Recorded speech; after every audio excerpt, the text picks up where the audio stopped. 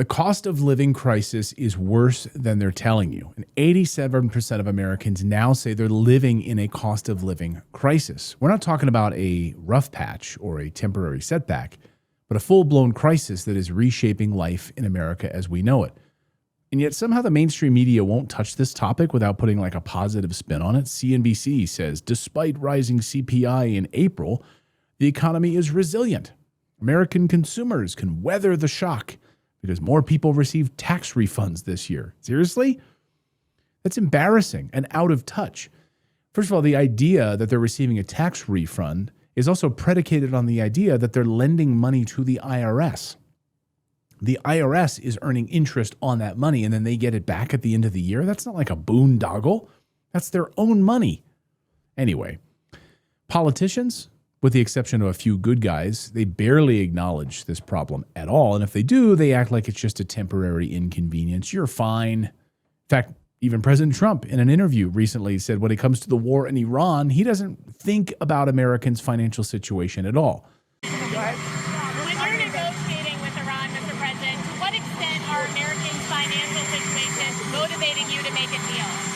Not even a little bit. The only thing that matters when I'm talking about Iran, they can't have a nuclear weapon. I don't think about Americans' financial situation. I don't think about anybody. I think about one thing. We cannot let Iran have a nuclear weapon. That's all. By the way, that clip was not taken out of context. Rewatch it multiple times. And even then later when the president was asked about it, he doubled down on it. So he thinks about Iran, nuclear weapons, and that's all he cares about. He doesn't care about America's financial situation at all. Okay, that's his opinion. Think about that for a second, though. With gas prices hitting $5, $6 a gallon in some parts of the country, even higher in some key areas of California and otherwise, some Americans are struggling to even make it to work, while our elected officials are largely unfazed by it.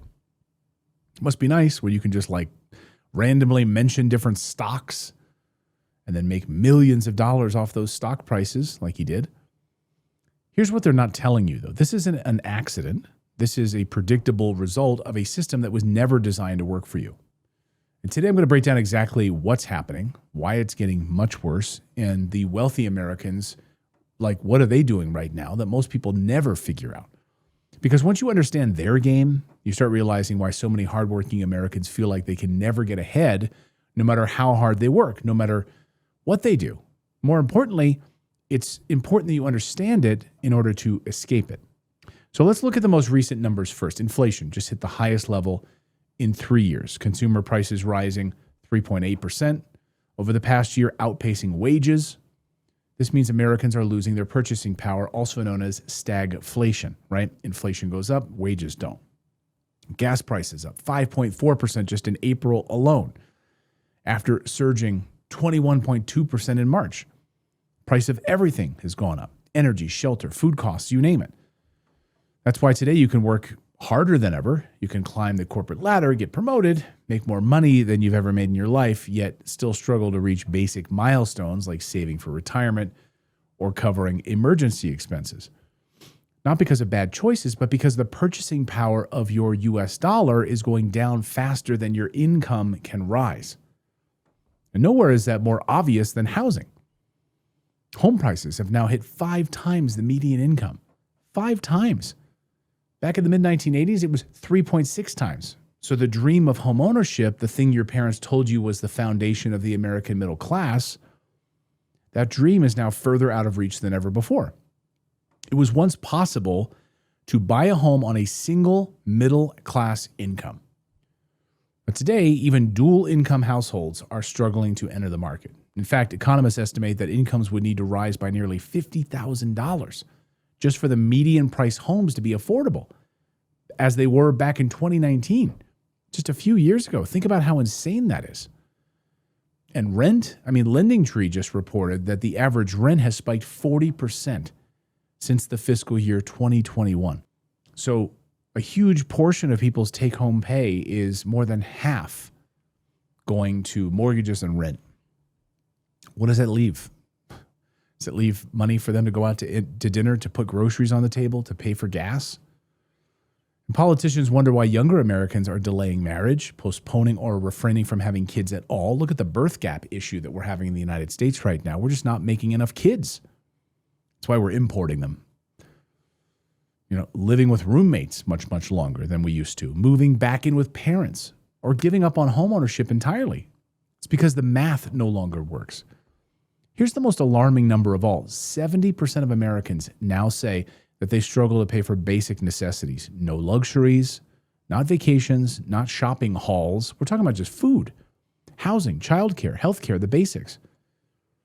Nearly 40% of Americans right now, unbelievably, with the shock that's happening, cannot afford a $400 emergency expense. If they had some sort of health issue, or if like a hot water heater went out and they needed to fix that. Now, we'll get to our next story here in a minute, but I want to share something with you before I do that. You've all heard us report the dollar is losing value every day. Our national debt is out of control, and you can bet no one in Washington or Wall Street is worrying about your finances or how you'll be able to afford retirement. That's why you and only you need to become financially independent. It's the only way to break free from the system. Now, if you're wondering how, here's a method that's been proven time and time again. Real estate has created more millionaires than any other investment type in history. And it's exactly how Natalie and I broke free as well. We're able to do this because we aren't dependent on a boss, the stock market, or whatever nonsense Washington triggers. And you can do the very same thing. Now, your path will probably look different from ours, and figuring out your next steps can be tricky, especially if you're just getting started. So we built a 60-second quiz that shows you exactly where you stand as an investor and gives you simple, clear next steps for moving forward. So stop wishing that you had a portfolio full of performing assets. Take action. Start building one right now, today.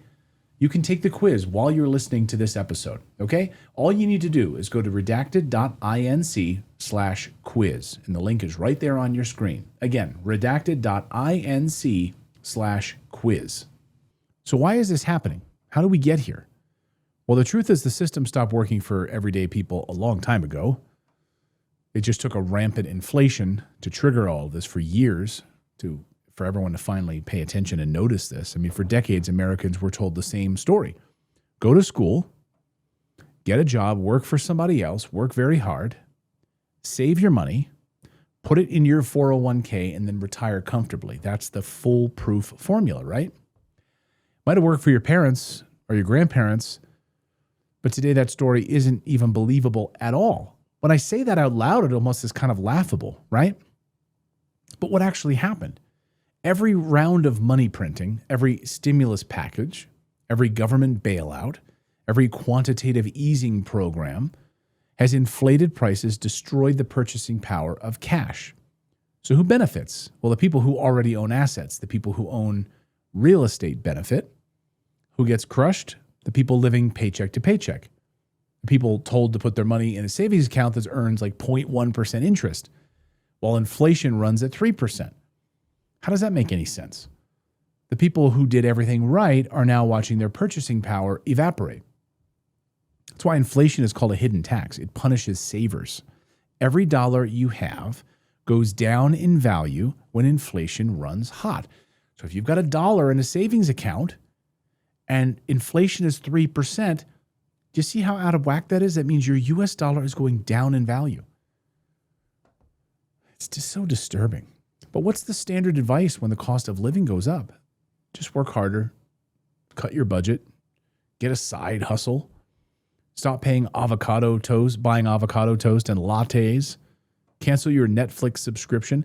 You think about Netflix and you think about all these subscription services, we actually own less than we've ever had now, right? That's why I'm such a big proponent of physical media, owning DVDs or Blu-rays or owning your games or whatever it is, right? Books. Because now all we're doing is like renting things from these services, Netflix, Disney Plus, Amazon Kindles, right? We don't actually own the book. Amazon can yank it at any time they want. So we actually feels like we own less in 2026 than ever before. Are we all crazy? I mean, it just seems like all of it, it's like an insult. Just like, oh, just stop paying for your Netflix. Stop paying for any of these things, any entertainment you want in your life. You enjoy a good coffee, well, suck it up for the next 10 years. You can't avoid the latte factor. Remember that book, The Latte Factor? as if like cutting out a latte in your life is going to make you wealthy. It's the dumbest idea ever. The traditional model fails because it assumes that if you just work harder, you can outpace the cost of living. But you can't outpace a rigid system by working inside of that rigid system. Think about it. Your employer gives you a 2% raise. Inflation runs at nearly 4%. You're mathematically getting poorer every single year. You're on a treadmill that's going backwards. So the question is, how do I work harder? The question is, how do I stop trading time for money and start owning assets that generate income, whether I'm working or not? That's the question wealthy people are asking. It's the only question that can actually change your financial trajectory. Wealthy people don't put their money in savings accounts. They don't pray that their 401k keeps up with inflation. They buy assets that naturally appreciate as the cost of living rises. Here's what wealthy people understand that most Americans will never figure out. Inflation is actually incredibly powerful for real estate owners. Think about it. When the cost of living goes up, rents go up too. Your property value goes up. But your mortgage payment, it's fixed. It stays the same. So as inflation erodes the purchasing power of cash, real estate investors are literally watching their wealth grow automatically. Because wealthy people understand that wealth is built through ownership of cash flowing assets, not saving piles of cash or getting a raise at work. The cost of living crisis is real. Yes, it's painful. But if you're a real estate investor right now, that rising cost of living is increasing your rents, appreciating your property values, building your net worth automatically. That's why the wealth gap keeps widening. On which side of the wall do you want to be on? Do you want to spend the next decade depending entirely on earned income while inflation slowly erodes your purchasing power? Or do you want to start building ownership, even if it means starting small, going slow, or doing it imperfectly? That's how I started out. I did it imperfectly. That's how I started building my real estate portfolio. It's okay. But having that ownership changes everything because over time, one asset becomes two becomes 3, 4, and 5, and eventually your cash flow and your equity compound, and you can stop relying on a paycheck to pay your bills. That's financial freedom. Wealthy people can borrow against those assets, taking out loans against those assets. You don't pay taxes on loans.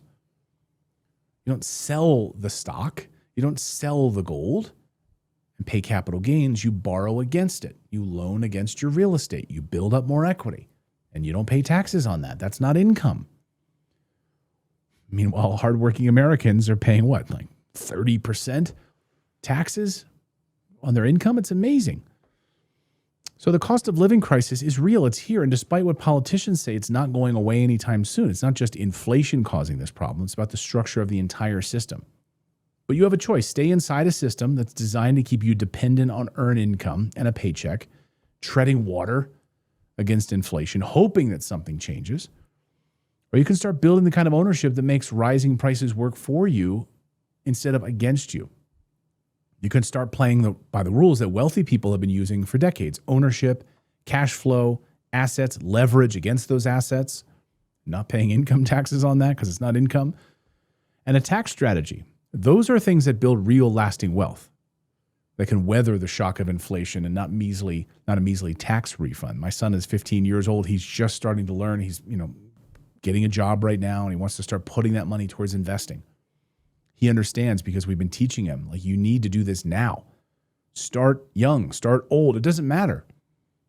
The wealthy figured this out a long time ago, and now you can know it too. And it's never too late to get started. Come on over to our website. We've got tons of resources over there for you for free to start taking action, investing in real estate, understanding how this entire process works. So thanks so much for watching, and we'll see you next time.